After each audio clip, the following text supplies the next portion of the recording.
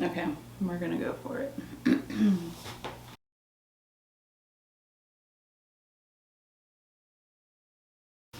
Hey guys, Lynette here. Thank you for stopping by my channel. This is a place where I will be talking about planners, journals, stationery, and other things self-improvement. So if that is something that interests you, please be sure to like this video and subscribe to this channel.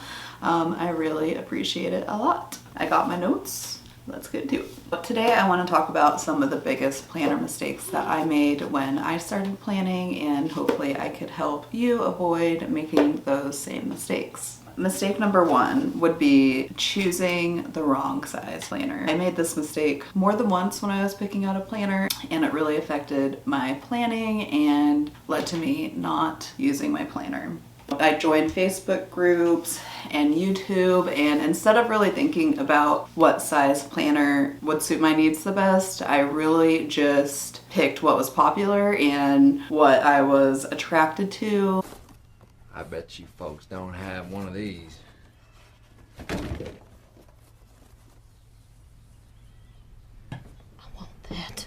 I did not really think about the size, and I did not realize how important size is when picking a planner. When I started, I won't mention the brand because I'm not supporting that brand right now, but it was a very popular planner, and this thing was, it was a really big planner. And what happened was that I was not able to carry it with me. It was just so hefty. I decided, I'm like, well, I'm not going to be able to bring this planner with me everywhere, but maybe I can just leave it on my table and I will use it then. But it was in the way. So what happened? I ended up moving it out of sight, out of mind, and I stopped using it regularly. So when you are picking a planner, it is so important to think about what size is going to fit your needs. Some questions that I ask myself now is, will this fit in my purse? Is it going to be easy to carry around? Is this going to be a planner that I am using for work or social media? Will it be sitting on my desk? If it is going to sit on my desk, then I, have more leeway when it comes to size. Right now, small planners work best for me because I need portable. I need something that I'm going to have with me all of the time, because the way that my brain works is if I don't see it, I'm not going to use it. And if it's a hassle to carry around, then I just won't. I really think that's the first decision that you should make, and after that you can go on and start looking at other brands and what they offer. That way you don't fall in love with a planner that is going to be way too big or way too small to use, for what you needed. Another thing when it comes to size is really thinking about how you're going to use the planner, as far as, do you want to just list out your task for the day, or are you wanting to do some journaling or some memory planning? And that will really help you figure out the planner that is going to be best suited for your needs. The next mistake that I want to talk about is getting too caught up in decoration. Don't get me wrong, I love decorating my planner. I love looking at beautiful spreads and buying planner stickers and accessories. That was something that got me into planning in the first place. When I saw that people are decorating their planners and making something that in my mind I saw as boring, they were making it fun. And I thought, well, if I could make it fun and I could get super into decorating, then I will use my planner more. Now, like I said, there is nothing wrong with decorating your planner, but don't make the same mistake that I did, which is getting way too caught up in decoration. It was fine for a couple weeks, and then after that I was putting so much into decorating my planner that if I did not have my weekly spreads laid out, I didn't have everything looking super cute, I didn't want to write in it because I felt like I would ruin it. So instead of just using my planner anyway, I would say, well, I need to wait until I can find time to decorate it how I want, and then I could use it after that point. And days would go by, and by the time I was able to decorate it, it was, halfway through the week sometimes, and I just would not use it. So like I said, there's nothing wrong with decorating your planner, but I think it's really key to to remain aware. Notice if doing decorations is starting to impede the functionality of your planner. If you just want a planner to decorate and functionality isn't your goal, that's one thing. But for me, and especially having ADHD, I need a functional planner.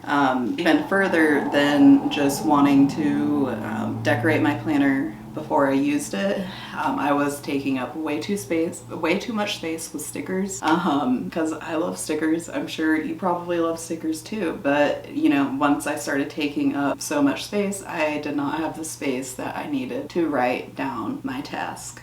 And another thing is that stuff is expensive. It adds up.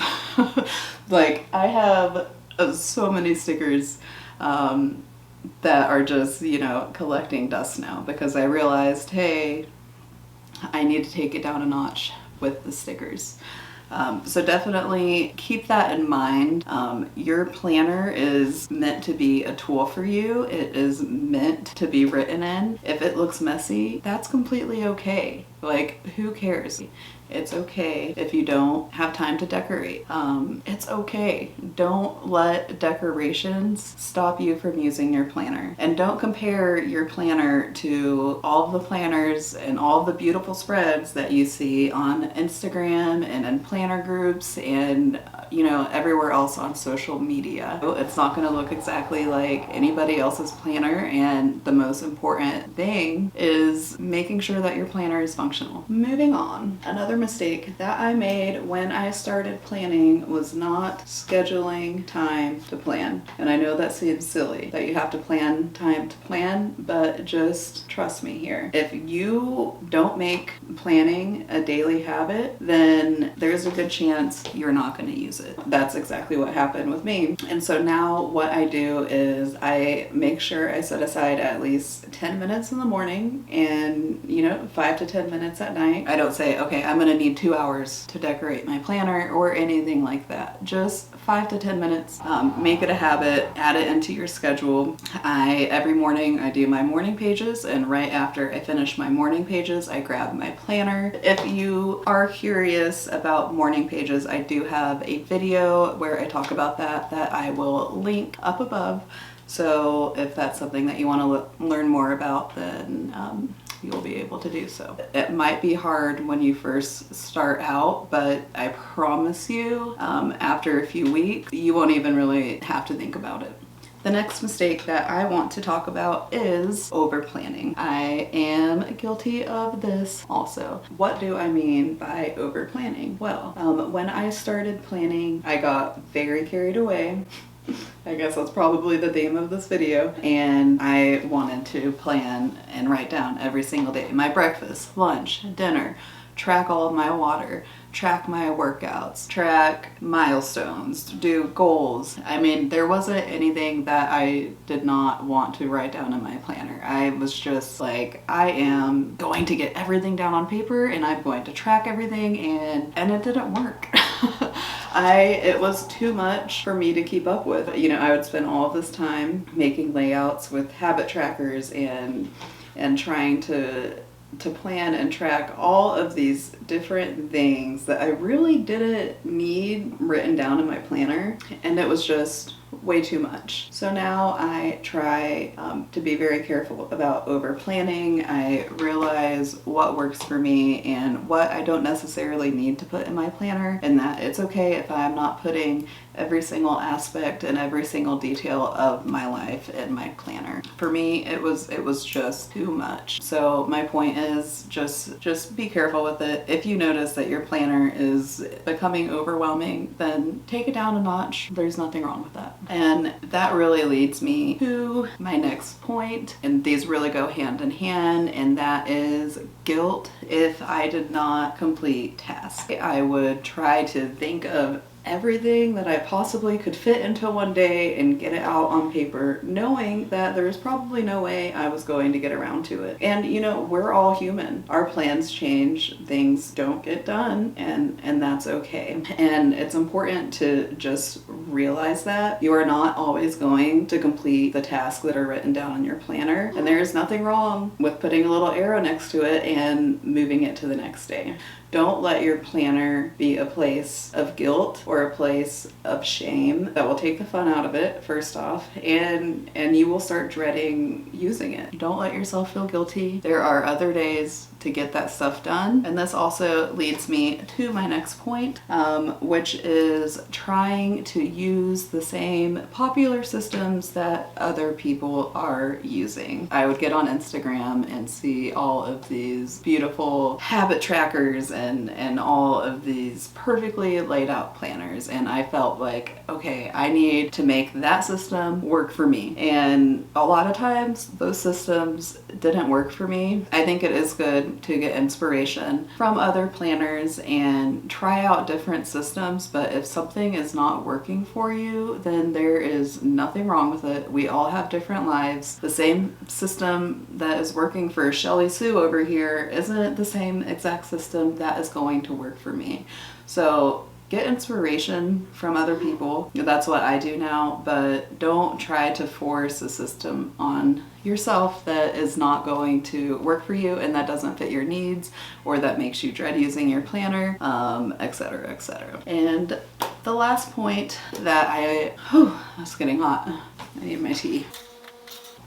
I have my tea here. I'm trying to be healthier and cut out caffeinated beverage, or not caffeinated, but beverages. I would never do that. Carbonated beverages. I'm trying to cut those out and replace them with tea because it is healthier and I want to be healthy and live a long life. So I have my tea here. This would usually be a Diet Coke. Don't judge me. Moving on. The last mistake that I am going to talk about is feeling stuck and the wrong system. It takes time to find a planner that is going to work for you. If you buy a planner and it is not suiting your needs, maybe you accidentally did get a planner that is the wrong size. Maybe the layout isn't working for you. There's nothing wrong with moving on to another planner. I have also been stuck trying to make planners that didn't work for me work for way too long. And again, it took the joy out of it and it made me dread using my planner. If you get a planner and it's not suiting your needs, or you figure out that there is another planner that would fit your needs better, if you can afford it, there's nothing wrong with just getting rid of that planner and trying something new. It takes time to find the ever elusive planner piece.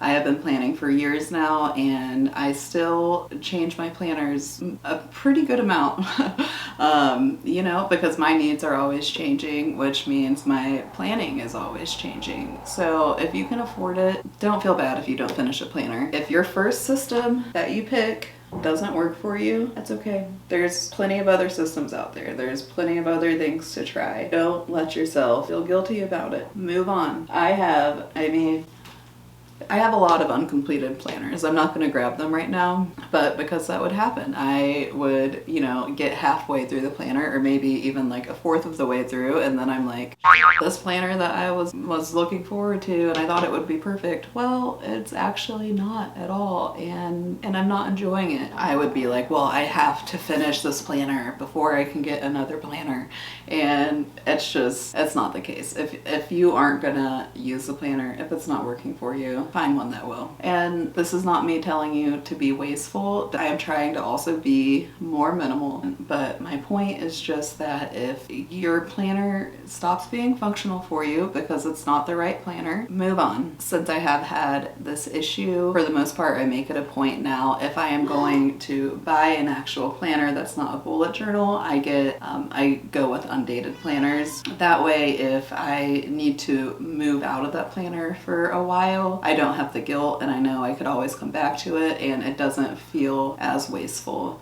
So that's just, I guess, a side tip. If you think that you might be changing planners more than once, it does not hurt to get an undated planner, and that way you could always go back to it. But if you could tell, I don't know if you could hear it or not, but I could hear my toddler screaming downstairs. It is about dinner time, so I'm going to end this video here. I hope that you enjoyed it, and I hope that by watching this you can avoid some of the same mistakes that I made when I was using my planner. If you did enjoy this video, please like it. Please be sure to subscribe to this channel. I have been wanting to do this for a very long time, like years, and I just kept finding excuses and reasons to put it off, and I'm done doing that. I am super excited that I am finally here, and I really appreciate the support. So on that note, thank you all for watching. Bye.